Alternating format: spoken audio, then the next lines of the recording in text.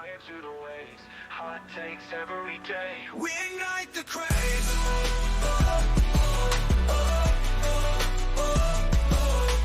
Turn up the dial, it's the boys with the heat.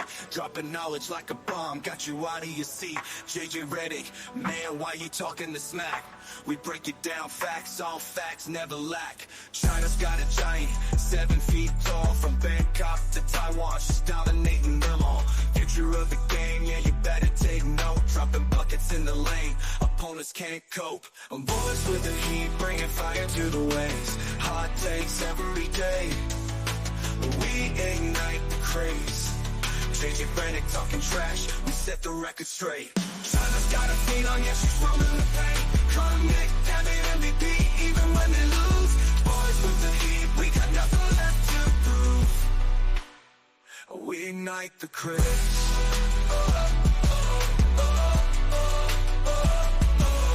We dab it on the ice, he's the king of the rink. MVP status, man, what did you think? Even on a losing squad, he's the brightest star. Skating circles round the rest, yeah, he raises the bar. Hot topics, hot takes, every single day. Boys with the heat, we're the truth in the fray. Bringing light to the facts, never falling back. From sports to the streets, we attack on the track. Boys with the heat, bringing fire to the waves. Hot takes every day. We ignite the craze. JJ Redick talking trash, we set the record straight. China's got a thing on, yeah, she's rolling the paint. Come Nick, damn it, MVP, even when they lose. Boys with the heat, we got nothing left to prove. Nice. I like how it doesn't say Connor McDavid, it's a Connor McDavid. Connor McDavid. Bro, the world is seeing my eyeballs right now. That's not okay. Baby, I need my you birdies. lost your sexy specs. Where's the my sexy birdies. specs? I've been wanting to bring them to you, but I thought you've been live like 4 times now. No, Oh, it's fine. I'm live now. Thanks, honey. Without the glasses even. Oh. I'm blind. Whoa. It's like This is world what the can- world looks like the world outside of can the see- shades. The world can see my eyeballs. The world can see me. No.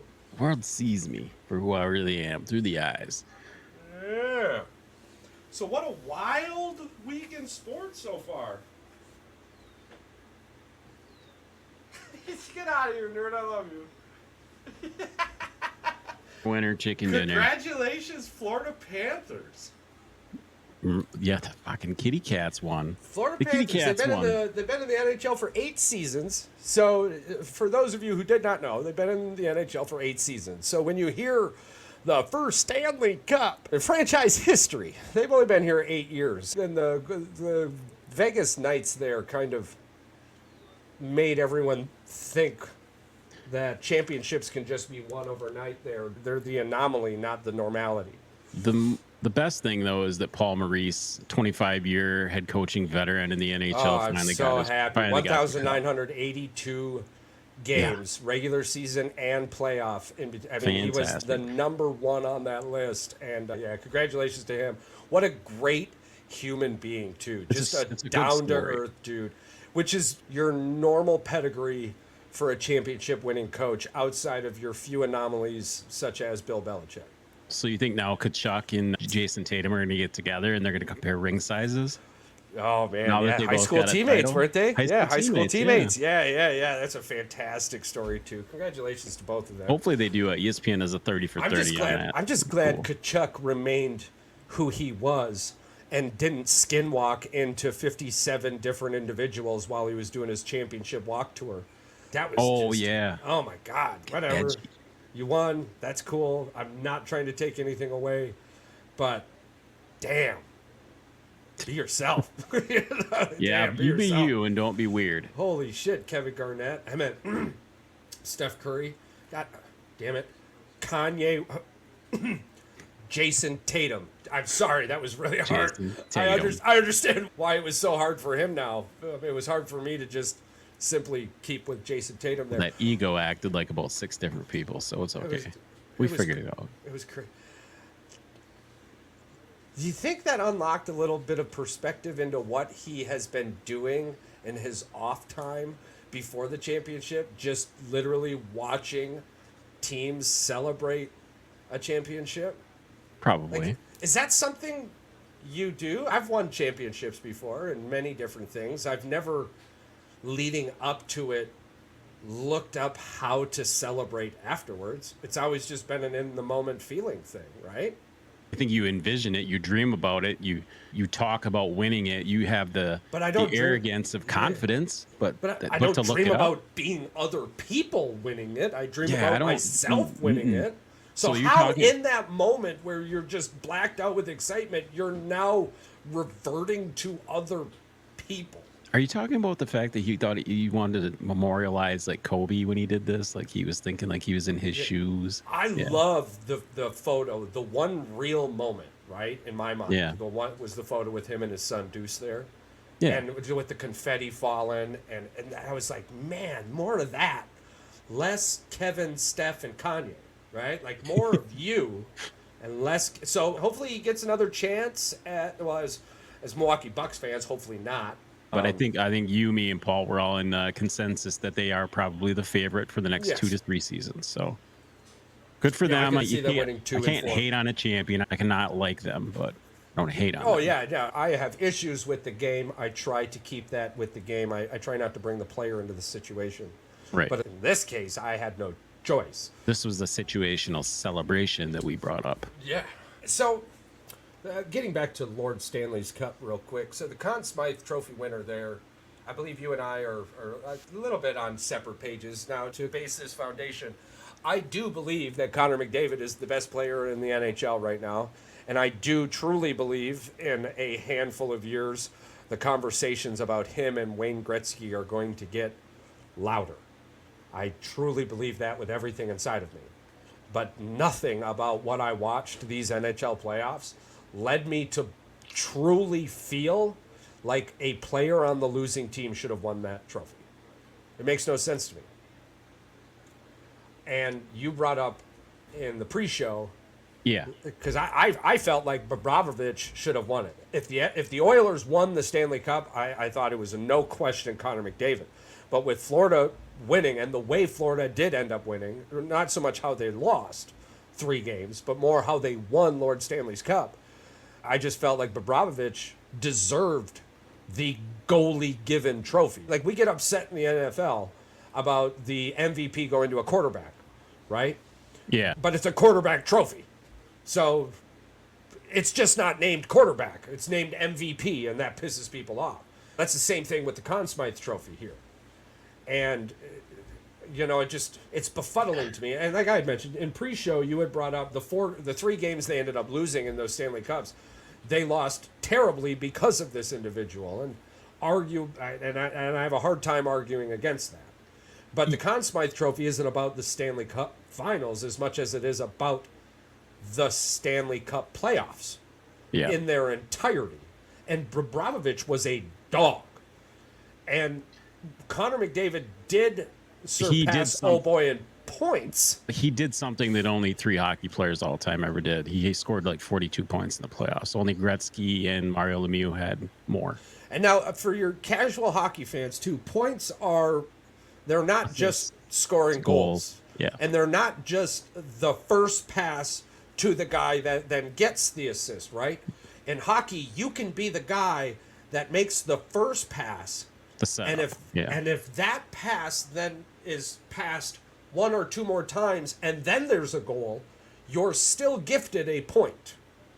So now, the only reason I bring that up is because while points are fantastic, we're not sitting here talking about this dude scored the most goals in the NHL playoffs in one playoff season, or he had the most assists in one season. He just made a lot of really good NHL plays that led to his team losing the Stanley Cup final.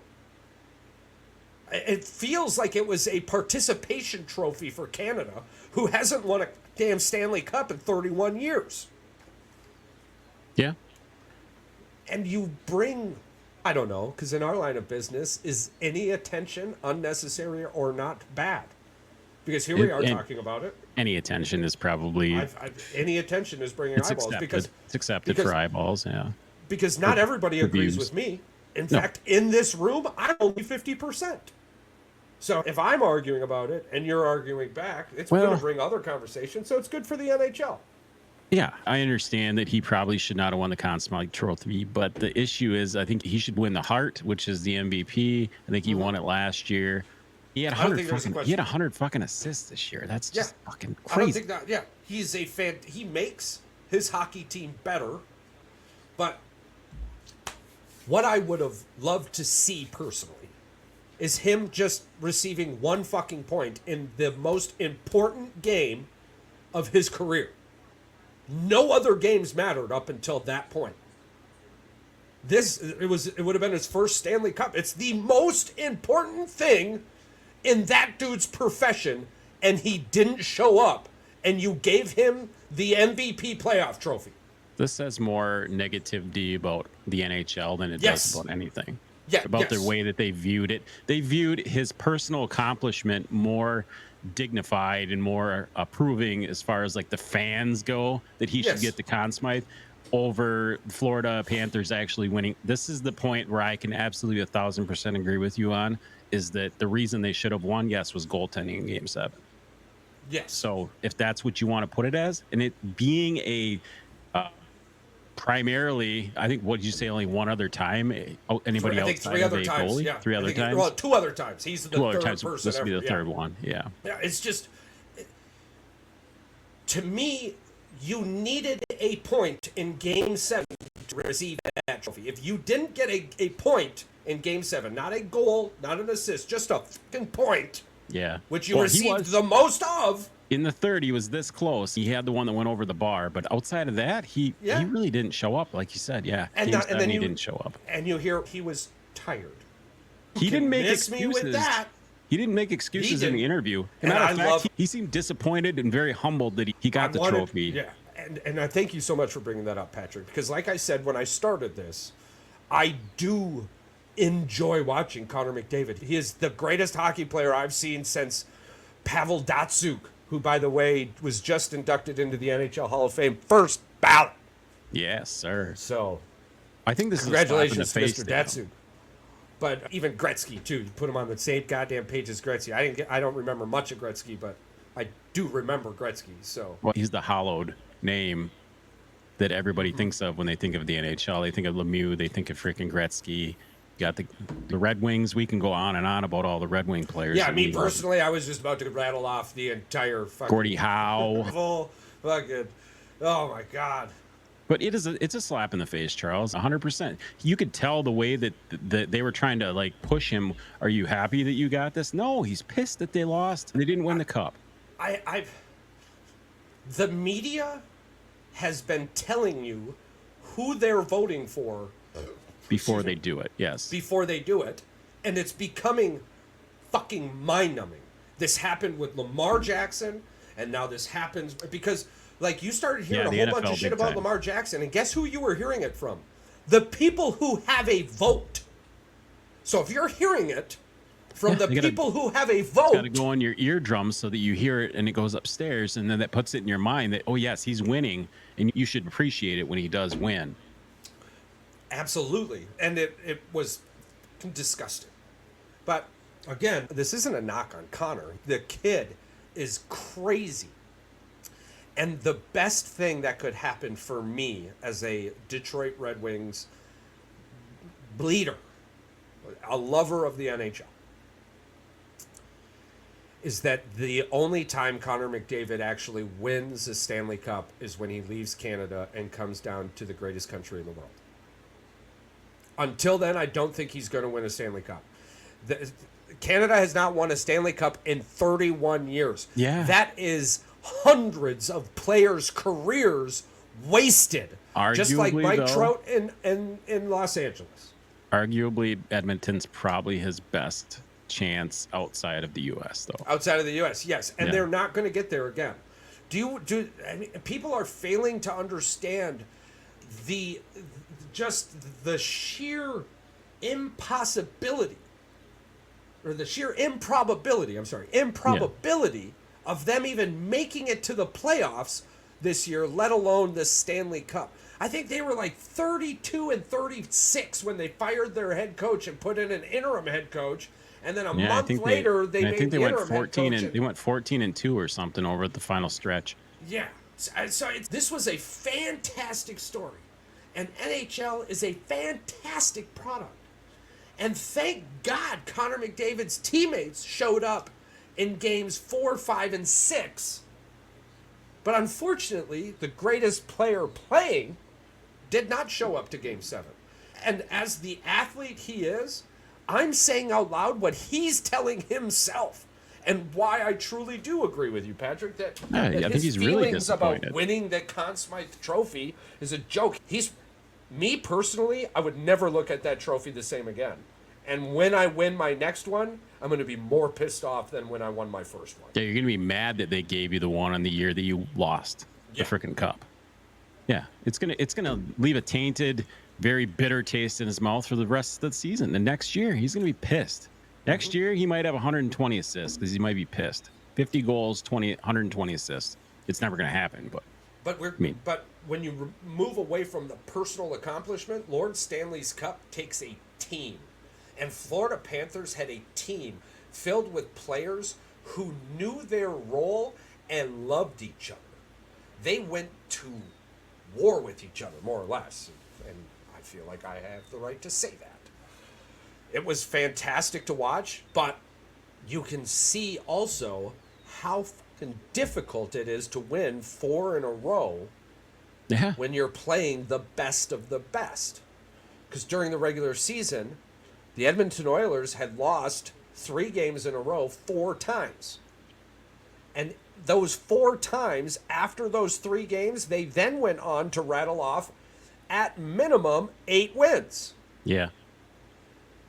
You can do that in the regular season when you're not playing top-tier talent over a stretch of 8 games. It was crazy, though. That first period was 1-1, and it freaking into the second period, and then all of a sudden, Florida went up 2-1, and that freaking arena just freaking erupted, and it was crazy. And then the third period, you're expecting Edmonton to come out with their bruisers and freaking put their D line out there. I thought it was going overtime, bro. Power play, and then all of a sudden he misses. McDavid has 2 shots, I believe, one in the late in the second and one in the third.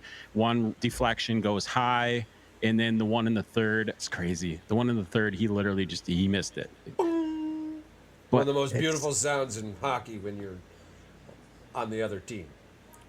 Yeah. And no afterwards. I love that shit. But there were so many good plays in that game. There were so many good plays in that series. Yeah, the NHL playoffs were fantastic. I was like, it's 3-0. They're going to win tomorrow. It's going to be a sweep. And then all of a sudden, they win one. And then the boobies come out. And then they go on the run and they would win. And then, it's a cool story. It sucks that it had to end the way that it did with controversy. And then Florida's just, okay, whatever, we got the cup. But y'all did my boys dirty when they were coming back next year and trying to repeat, which they might. Well, I mean, they might. They very well might. They lost last year's Stanley Cup Finals. Yeah. Like to lose and then be able to come back. See, and last year everyone's like, oh, Florida, they were hurt all season and then got healthy at the end of the season and went on a nice little stretch to warm themselves up and made it to the. But you have to. The reason I'm fearful for Connor McDavid not making it back isn't because they lost.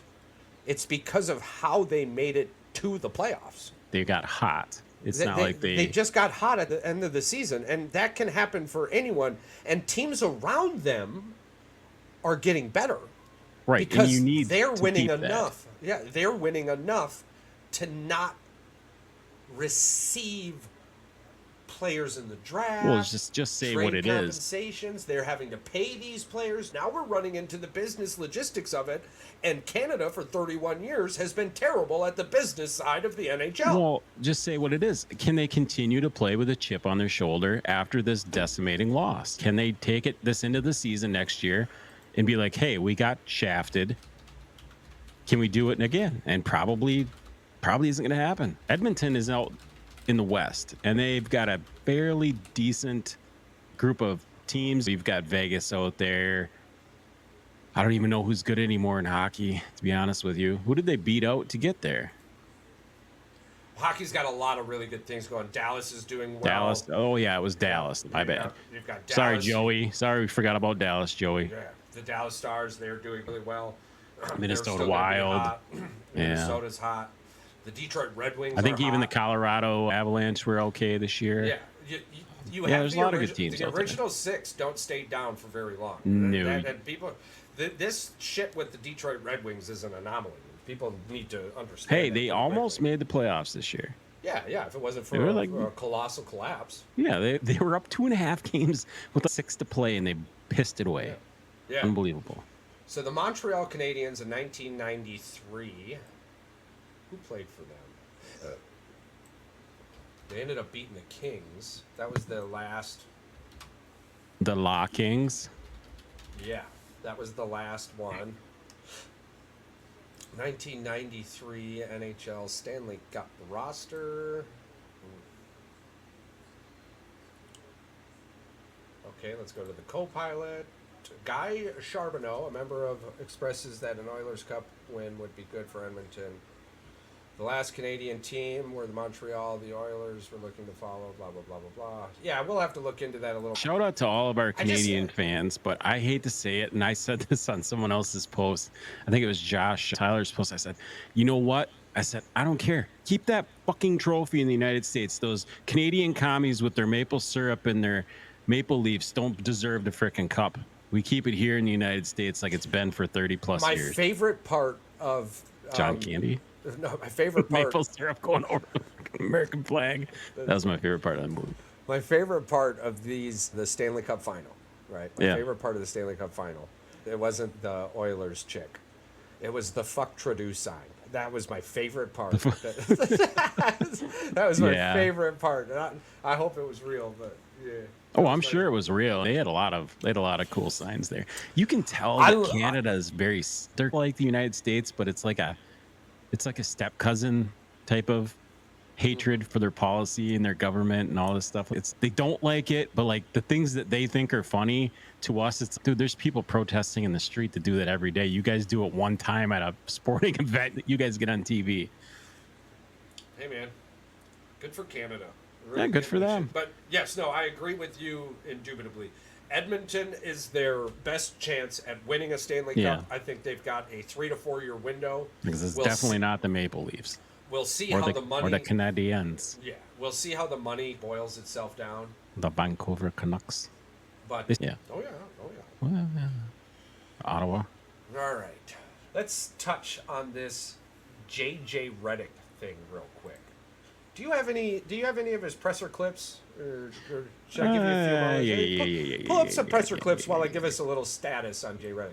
So Jay Redick's career, 12.8 points. So 12 points, not 13. 12 points. 2 rebounds, 2 assists per game. His best seasons came from 2013 to 2020, where he had a 7-year stretch of averaging at least 15 points a game. His only head coaching experience is that of a children's baseball team. Now, I've been around for a little bit, and there are things that happen as precursors that you can go, oh yeah, I can see it. Yeah. In this example, we'll go Jason Kidd. Right. I'm ready when you are, so go ahead and hit us with it. Jason Kidd was a individual that you heard often while he was playing and shortly after he stopped playing. That dude is going to be a head coach in the NBA. Not one damn time did anybody ever say that with J.J. Redick. So go ahead, let's pull this up. Let's hear some of these clips, and we'll talk about it after.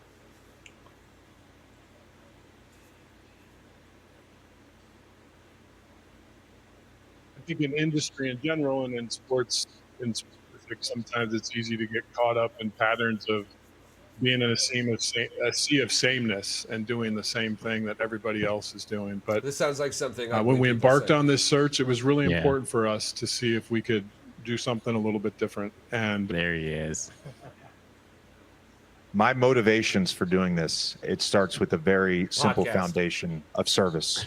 I think about the greatest moments, especially towards the end of my career, was about helping players. And so it starts with the desire to serve players, it wasn't to about serve rebounding the or Lakers assisting. organization, to serve our fans.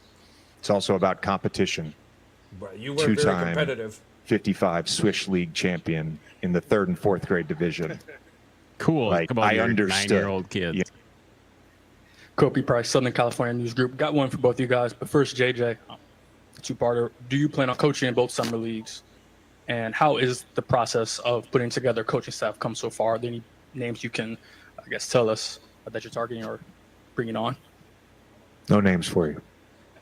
Yeah, very unique in holding all those qualities. Playoffs. The Boston Celtics, the Dallas Mavericks, the Pacers, the Timberwolves. It wasn't about the individual. It was about the group. No shit. All right. Well, basically, what I get from this is he's going off script. Let's just go off of the facts. He doesn't know what he's doing, but he has. Do you put a team together? What about your coaching staff? No comment. No comment. Yeah, he'll have advisors. Coach K will be a massive advisor, but it's not going to be successful. Okay. No, let's look who the fucking team is. That's what I was just about to say. Listen, let's say Dan Hurley takes the job, which was a sea of sameness, according to Rob Pelinka, which is probably why they lowballed him an offer. Because they knew he was going to try to bring culture and freaking. But let's say Dan Hurley is the head coach. Yeah. Do you honestly think the Lakers are a favorite to win an NBA championship? No, because LeBron's leaving if Hurley comes. No, not in this magical scenario. I see what you're saying. Not in this magical scenario. LeBron James, everyone's fucking there. Yes, I agree with you because he wants his butt buddy Jay Redick. But my point for this is about the Lakers right now. Yeah. Are they a championship contending team? No, they might not even be a playoff contending team. Okay, and that's with Dan Hurley as their coach. Dan Hurley as head coach. Okay, so what makes us think that J.J. Redick is going to be a championship-winning coach? Zero, zip, nothing. So how can he go up there and say, fuck you, to anyone who has that thought? Because what you're doing is you're slapping in the face all of the other coaches in the NBA who did it through this process. Just like this stupid fucking NBA draft that's finally getting a 2-day for the first time ever. 2-day coverage. Tomorrow the NBA draft's on, everybody. We watch sports all the time and had to look up that Nikola Jokic was a fucking second-round draft pick. I didn't know that. Paul told us that, right? We had to look it up, yeah. Yeah. Shout out Paul. Shout out Paul. But how can you sit up there and say that? The only reason he got the job was because of he ran a podcast with LeBron James. That's it. It's the only reason he got the job. This is why. Yes, exactly. Okay, because just like Jason Kidd with the Nets got his fucking ass destroyed. Yeah. Good luck. That's all I can say. Good luck. So what are the Lakers doing? I don't know.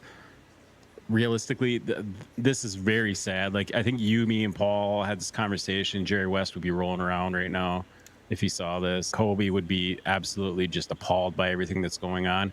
None of this shit makes sense to me. None of it. I'm not a huge follower of the Lakers. I do love basketball. I love the NBA. I love what the NBA stands for. I don't like a lot of teams. I don't like that the Boston Celtics won another title. But hey, it's Boston. They're going to win eventually. They're Boston. Fuck. Yeah. It's just like the Green Bay Packers. We've got a Super Bowl coming in the next 5 years. Yeah, if you're a Bears fan like Paul, it just happens. Sometimes you just fall on one. And we'll be talking about Green Bay here shortly. Must be the Bears. Yeah, I don't get it either, Charles. It doesn't make any sense. The Lakers are the most miserable fucking franchise in sports right now, probably. They were gifted the pandemic trophy. They were gifted the pandemic trophy. And they hung that was an in-season banner. Nobody even talks about it, dude. Nobody even talks. Like, when they won it, everyone was like, is there an asterisk on this? And the winners were like, no, never.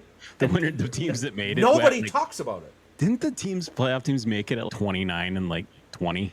Yeah, they played like a 30-game season. Because everybody was sitting out, nobody was playing, and nobody would play a full every game. Other day, somebody would have a positive C test, and you wouldn't see them for 2 weeks. Yeah, that's life. We all made it through it. But yeah, you guys won that championship. Good job. Okay, so we do know that's a bullshit championship because nobody talks about it. You might as well call that like the simulation championship. So the only thing Genie Bus has done is brought a bullshit championship, a bullshit banner, Yep. and has literally yanked the dingleberries off of LeBron James for the last X amount of years. You're going to bring his son into it. You brought his podcast host as your head coach. That's the thing, Charles. This isn't a fucking local thing. Bro, this isn't a local minor A fucking team in a town of 30,000 people or a town of 100,000 people. We're talking about a professional NBA basketball organization. Charles, you're not doing it justice. This isn't your son's 9-year-old fucking basketball team. Oh, yeah, I did miss that. That's the way you need to put it. Yes, you missed it. Yeah, go ahead. Retake. Yeah, this isn't your basic son's 9-year-old championship game. We're talking about the NBA, the National Basketball Association, the people with the audacity to call themselves world champions. And you're going to tell me that your best option for the Lakers is a podcast host? That's fantastic, bro. That's you realize this is going to open doors for us, Open bro. fucking doors. Open the doors. You can't tell me that I don't have a better chance. I've got a better chance than JJ Redick. Are you kidding me? Bro, I took a basketball team, and this is the sport of basketball at that. Yeah. They were like first and second graders. Fourth and fifth graders. They were fourth graders. And they had never won a game. And by the end of the season, they lost a game by 1 point. That's what we should do. It was fucking awesome, dude. It was fantastic. It was one of the coolest things of my life. Parents were coming up to me. They were so happy for their kids. They were so happy. They seen competitiveness. Yeah. They were fantastic. I can love it. Love that. Love that energy. Let's see. Teamwork. I tell you what, Milwaukee Bucks might end up needing a new head coach, and because they have so much money on the books for other head coaches, podcast hosts are very cheap. We're super cheap. We're super cheap. All right. Well, Charles and I will actually work for half of what you guys would pay a regular coach. Yeah, and we don't like LeBron James, so that's we easy. don't like LeBron. That's easy. As a matter of fact, I respect the game. Charles and I won't ignore any press conference. We'll be there with microphones in our faces at every game. Yeah. In fact, we'll even continue doing the podcast afterwards. Yeah. And we'll bring players on, and it'll be a whole thing. Yeah. I think we've got a shot, bro. Winners. Think we've got a shot. Fucking winners. Do you know who earns their position? Get on it. Do you know who earns their position? Executives in the NFL. I was going to say team managers. Yeah, executives in the NFL. The NFL, while we laugh and yell from time to time, the NFL is the greatest North American sport for a reason. It's because it's not a fucking shit and pony show for the most part. Yeah. You're not gonna walk in with Micah Parsons, podcaster, as the next Dallas Cowboys head coach. Right, you don't run into these situations. Just as the Green Bay Packers recently did, they stayed in house with a Mr. Edward Policy, fantastic individual, heart of gold, head of football, family of football. His father, Mr. Policy, for the 49ers. What was it? The 90s? Yeah, he basically built that giant that we know of championships with the 49ers. I believe it was the early 90s. He came along when Steve Young, Joe Montana were both on the team. Carmen Policy. Yeah. Carmen Policy is the former executive for the San Francisco 49ers and Cleveland Browns in the National Football League. He played a significant role in building the 49ers into a 5-time Super Bowl champion team. It's clear that football runs in this family. Oh, yeah. When you ask the internet, who is Edward Policy? Edward Regis Policy, born October 6, 1970, is an American football executive. Shout out October. He currently serves as the Chief Operating Officer, COO, and General Counsel for the Green Bay Packers. Prior to this role, Policy was the Commissioner of the Arena Football League. Recently, he has just been elected as the next Chairman of Board, President, and CEO of our Green Bay Packers, a position he will officially assume in July 2025 when our dear friend Mr. Mike Murphy retires.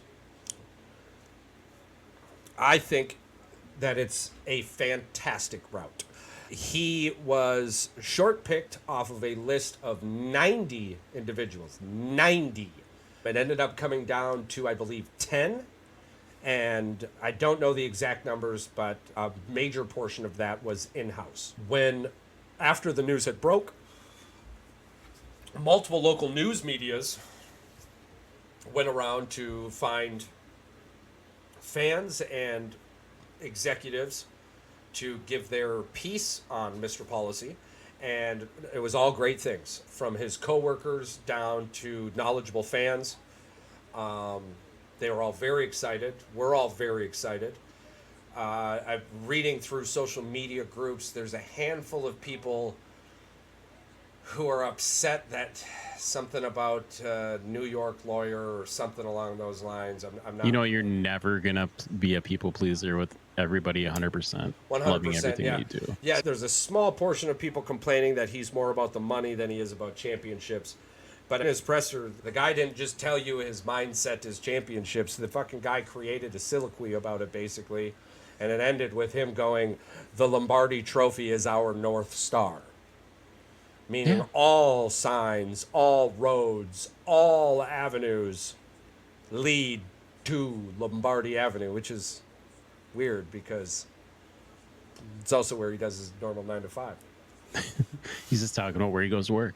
That's his GPS. That was his GPS navigation. Wouldn't that be so shit? He just comes out, listen, I fucking GPS and shit. I was just telling you guys I was going to work every day. I'll be going to work every day, 9 to 5. Goddamn. So that's very exciting. It's very exciting for the Green Bay Packers. This was a shadow. It really was. It wasn't for your casual fan, and maybe more so your everyday fan, but for those of us digging in, watching constantly. Wasn't your splash, but it was definitely the right hire. Absolutely. I truly believe that. I think that, and this individual, what was it, 1970 was his birthday? 1970, yeah, so he's 54 years old. Yeah. So we should get a solid 15, 20 years of just great leadership. And that's what we're looking forward to. He's going to have his first draft next season, and guess who's going to be there? Us. We'll be there. Can't wait.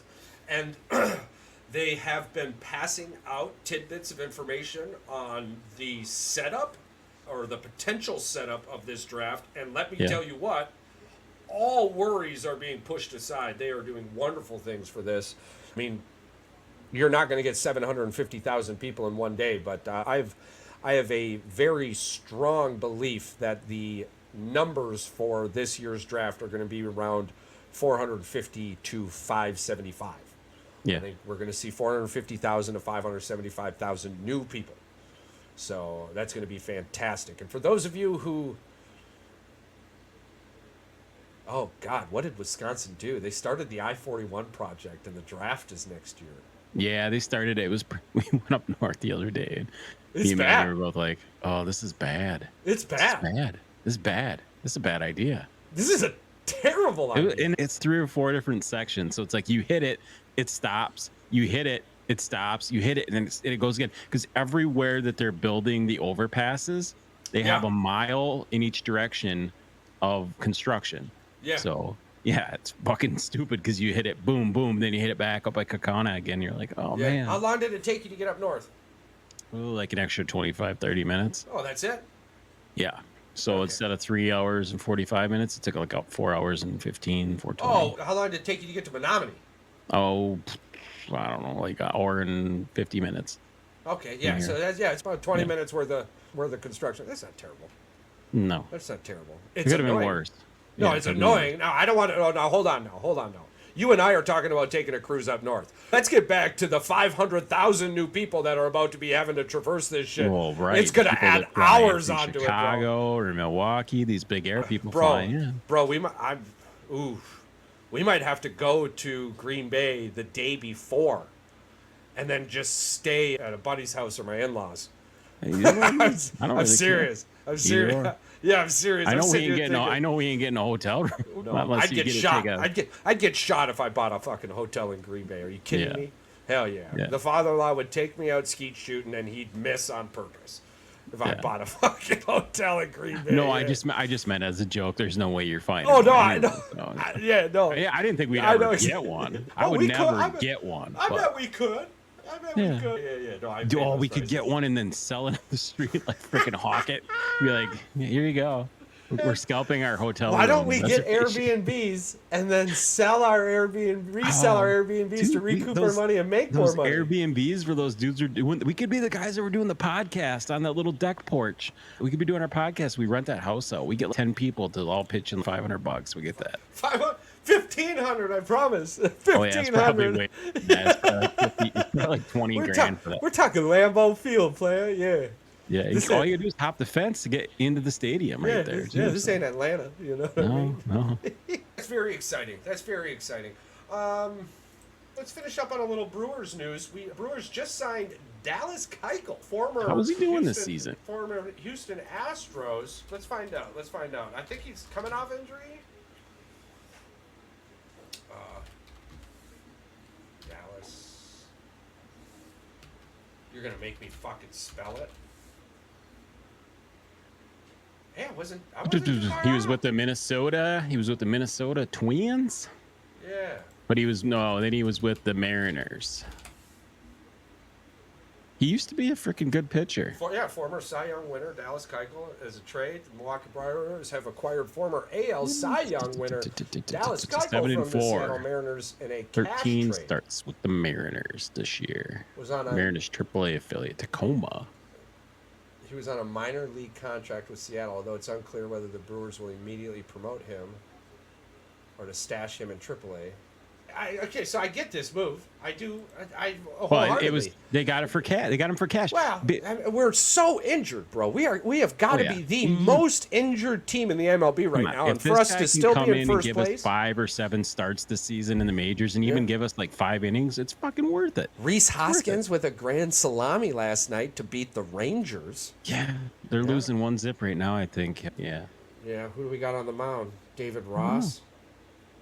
I promise you. It's crazy how the Brewers, these guys have come in out of the minors, these young guys, and they've pitched their asses off, and they're not getting any run support for them. These guys will go 7 innings, and they'll give up 2 or 3 runs. It's like, that's plenty, dude. Oh, yeah, we got Wilson on the mound. And I love Pat Murphy to death, but there is a reason this dude has been in the MLB for so long, started off as a starter, went to the bullpen, and I get it. We need depth.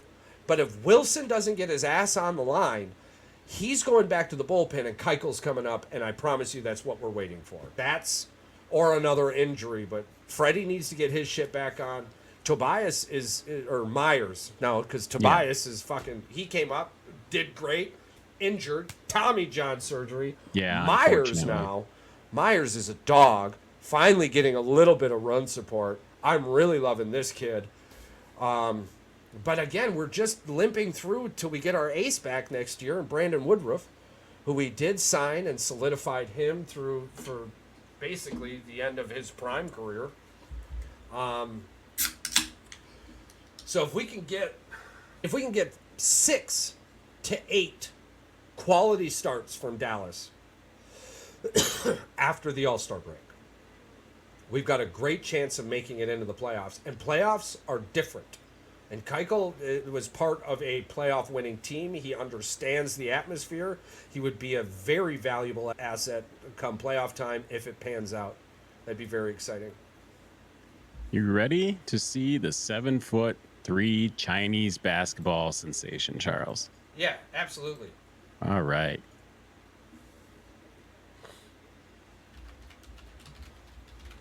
At standing a impressive 7'3" tall with a 10'4" reach, Zhang Zhu. 7'3" Chinese, 17 years old basketball player. Unfrickin' believable. Have you seen any of the stats? Like I think she had 36 versus New Zealand. Paul likes to bring up the fact that her feet are very slow. I like to bring up the fact that she's 7'3". Yeah. Yao Ming's feet were slow too, bro. Yeah, Yao Ming still dominated the NBA. Oh, I miss Paul. I love that guy. Yes, I get what he's saying. But does China, with this This phenom, they're playing in the FIBA World Cup right now, I believe, the basketball. So she will be on their Olympic team. There's no doubt. She has to be. Yes. She has to be on their Olympic team. Yeah. And then we'll see. I mean, she can't play every minute of the game. It's what they play 2 20-minute halves in World Cup play or World Championship play. Yeah. So she's probably going to play a good 32 minutes. You play her the first 17 minutes. You take her out. You play her the last 4 minutes. Right. I don't know what China's got outside of her, but yeah, you play her the first. You get 36 points a game from her. You got a good shot of medaling. I don't think they're going to win the gold, but you got a good shot of medaling. If I was the coach, I'd play her the first 7. I'd then give her a 5-minute breather. I'd sit her until the last 4 minutes, and then I would sit her the first 3 minutes of the second half, and then play her the rest of the game.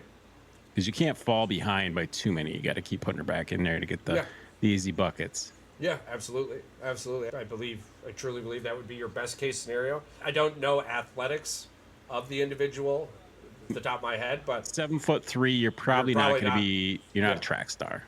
No, by no means. Nope. So it would be an endurance thing from there, but when you got a 10-4 wingspan, you don't got to try very hard to make a basket. There was one where I don't even think she was blocking women without even getting off her feet. And on top of that, she blocked the girl's shot from the free throw line, and the ball hit her like in the shoulder. That's the arc that they put on the ball. It hit her in the shoulder when she went to go swat it. Yeah. Like she's that intimidating. I've been watching the WNBA. It's crazy. I've been watching the WNBA a lot in the last You watch a lot of months. them under the basket. They just chuck up shots. Yeah, I'm going to tell you right. I'm going to tell you right now. No idea where the rim is. They're just throwing it up there. Olympics. Yeah, this chick in the Olympics is going to have 10 blocks a game. Oh yeah, easy 10 blocks a game. And she's making them from 10, 12 feet out too. She's not just laying it in. Both Caitlin Clark and Angela Reese would be averaging closer to 8 assists a game if their teammates could make a fucking basket. You remember how much easier when you're throwing the old Nerf ball was when you were almost as high as the rim. It was a lot easier than throwing a basketball and hoop. So absolutely. What a dog. That's so funny. I'm just curious to see how the Olympics go for them. I'm going to be following that story for sure. I want to see if they at least, feed her. I want to see how she does versus WNBA competition at 17 years old. Yeah. Fucking Spain. Spain only helped us in the Revolutionary War because British took over Florida and Spain wanted it back. Good for them. Thanks, Spain. Yeah, and then they lost it. They lost it 60 anyway. years later. The Spanish-American War. Can you imagine if Florida was still part of Spain? It would be crazy to think of because what would all those old people do down there? They'd all be Spanish. The food. I know the food down there right now is pretty good, but the food would probably be better. It can't be worse. It definitely would be. Food would be better. Yeah. Do you think architecture would be so different than that of the United States? I think they would have stuck with more of the stucco and more of the Spanish influence. They would have more clay, more. They would have Juan Ponce de Leon the fuck out of it. Yeah. Yeah. There would have been a lot more mortar, concrete. Yeah. Oh man, let's look up some Florida fun facts real quick. Nope, I'm not getting anything great. So, purchased. I reached out to a treasure hunter guy who goes out and treasure hunts and actually goes into Florida and goes into the Bahamas. Oh man, I love those. Yeah. And he's actually recovered he recovered $1 million boat shipwreck one time. Yeah. Hopefully he gets back to me. He talked to me, but I don't think he really responded. I hoped he would. I hope he reaches out and maybe he listens to it and he says, "Man, I really want to hang out with those boys in the woods." I think it's just crazy though. Here it is. I can't dive. I can't even hold my breath. Guess Florida's most purchased merchandise. Purchased merchandise. It's got to be something really dumb because it's a touristy state. Gator teeth. Swimwear. 602% higher than the national average. That makes sense. I guess you just say technically, if you just say shorts or swim trunks or swimsuit, you probably would. But I would have accepted either one of those. Yeah, absolutely. You would have accepted. I would have accepted either one. Yep, yeah. Absolutely. It's swimwear. Yep, yeah. Going down these lists. Okay, so far we've had Missouri, and you know what? Let me do Missouri a little better. Hold on. Let me do Missouri a little better. Most purchased item in Missouri.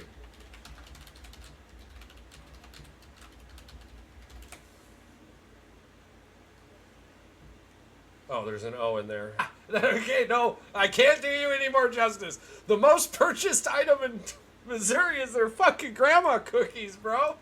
Oh, really? Junk It food. is the grandma cookies. In Missouri, the most popular junk food snack. What the? Stop it, Bing. No matter how I ask it, it continues to come up. So, Missouri, you're stuck with grandma cookies until somebody can tell me or show me statistically something different. So we've taken you away from soybeans. We're now setting you firmly on grandma's cookies. Grandma's cookies. Good old Missouri. And then you had Alabama, their most purchased item, asking it the same question the same way. Alabama Crimson Tide gear. Roll Tide. And then now we're into Florida. Florida's most purchased item, swimwear, coming in at 602% higher than your national average. All right. I got a state for you. Idaho. Are we going to do 2 states in one episode? Or do we do Idaho next episode? Idaho next episode. I'm just giving you an idea because I think that one's going to be be different. I went to the middle of the country first. It got super upset, so I'm like, I need to get to a coast. And California is probably like air fresheners because people are farting so much. Or it'll be interesting to see California. I'm not even going to tell you what I'm thinking. It is California. It's definitely not cheese curds, Jordan Love. No, it's not cheese curds. I really want to get him on here. I will pay $250 worth of cheese curds just so he can try them all. Just because I want him to pick one. Because we want those words coming out of his mouth that I like cheese curds. Yeah. And they're these ones that he holds up the bag. You know what else? Then he gets us a sponsorship with that cheese company. Perfect. Yeah. So your souvenir shops, your souvenir items, they did come in as a top 5. 272% higher than the national average. Surf shops, this 230% higher than the national average. So they even beat out old California. Yeah, they got lots of coast. Florida's got a shitload of coast. California's so fucking expensive. You are only affording a surfboard if you're homeless. Yeah, that's all you got. You use that thing as a freaking surfboard. You use it as a freaking shade. You use that thing to fight off seagulls and kill fish. And it's your fucking sword. I do got to go 6 through 10 here because this is fun. Yeah. All right, guns and ammo stores, 185% higher than the national average. I can see that. Florida's one of those states. They're one of those states. Now I'm coming in at number 7. Hilarious in all senses. Drugstores. Drugstores? Yeah. 179% higher than the national average. You think about how many elderly people are there and how many prescriptions they need to get filled. Yeah. So then you have tobacco shops. So the 8, 9, and 10 department stores, 171%. So that's tourism. Are the tobaccos? They're probably included with the marijuana. I don't know. Well, I don't know because number 9 is tobacco shops, 167% higher. Number 10, vape shops, 159% higher than your national average. Speaking of marijuana, did you see that Michigan took over the #1 sales of marijuana in the country? Yeah, that was only a matter of time. That's crazy. I love Colorado, but they're hippies. Crazy. That's crazy though. That California is not #1. Hold on now. Wisconsin hasn't legalized it yet, so Michigan's numbers are inflated. Yeah, but still, California's got like 5 times the people as both states combined. All right, well, yeah, but most of them are fart-smelling hippies, bro. Let's be honest. I know. You don't got a lot of time to leave your house when you want to catch every fart. You saying that they're all right? Never mind. We're not going to go there. We'll go to California. We're getting to California later on in the episode. Yeah, we'll get to California later on. I want Paul in here. I maybe want Mike in here too for California. Yeah, they got to get that one in there. Yeah. Florida was a good one. Did you see? I asked him, "How good are you at MLB The Show?" And he's, "I'm Bahama bad." Yeah. We got our first win though. Game 1, we played a game online. We played a tester. We went up early, and then I ended up giving up a 3-run double. Yeah. I ended up giving up a 3-run double. Yeah. And then, so we were down 2. We were down 2 going into the 7th. And then we ended up putting up a 5 spot in the 7th. And then the closer came in, and I fucking struck out the side, playa. Hoo-yah! That was real nice. We ended up getting our first win. But co-op does have a 3v3 mode, so it's perfect. So it'll be us three. When I practice more and I get more confidence, we'll do a 3v3. So tomorrow, Paul and I will be on Twitch. Nice. So this is Wednesday for those of you who are catching this on the later dates. We will be twitching Wednesday nights, 6 p.m. to 8 p.m. Nice. So consistency is key with that. Absolutely. That'll be exciting. Yeah, so we'll be hitting the show, and we'll also be doing NCAA. Yeah, I'm in on that one for sure. Yes. I will do the Wednesday Twitch with that one. I need to get a capture card, apparently. Like, I can stream from my Xbox, but then I would have to do the video this way. Yeah, that's what I'm going to do. Oh, you're just going to do it that way? Yeah, it's so much easier this way. Yes, because I can do so much more with the stream via the computer. Like, I utilize Streamlabs. And I'm able to do way too much. I already have Streamlabs on my laptop, on my computer, my laptop, and I'll have to transfer my account over to this. Because when I stream on the Xbox, I can't see the chat unless I'm actually also a viewer, like on my phone, the tablet, or the iPad, or some shit like that. So it's just easier for me. Yeah, what I'll end up doing though is I'll have to maneuver one screen sideways on the desk, and then I'll have to bring the other screen over. It'll be a process. That's why it's a once-a-week thing for a couple hours. Yeah, that's good. I'm good for that. Yeah, so we'll have a presence, a very good one at this point. I'll be very happy with our presence. I liked the 2 episodes a week. I wanted to somehow push us to 3. We've been talking so much in the 2 episodes, though. There's been content for 3, but now that we're also moving to Twitch once a week, that'll allow for many more avenues, many more approaches. I'm very excited about it. Yeah, we only got a few more weeks for the baseball to be on, and then the baseball is going to go all the way in through September into October with the show. College football in 60. Then we got college football. Well, no, college football will be back, not the game itself. Or the game itself. Not no, I mean we got a little over a month for the game, like a month and a half, and then we start the season starts in 67 days or something like that. 66 days. Yeah, they got like that. There's an inaugural, like, I think it's always like a military game. They play like, it'd be like Navy versus like Wyoming or something. They play some game. Because the military doesn't have a fucking off season. We're doing PT every day. Yeah. So they're ready. They're ready to roll. Yeah, y'all just show up and play. Fucking hosers. That's how that rolls. I don't got much more. Oh, we're good. We're good. Yeah.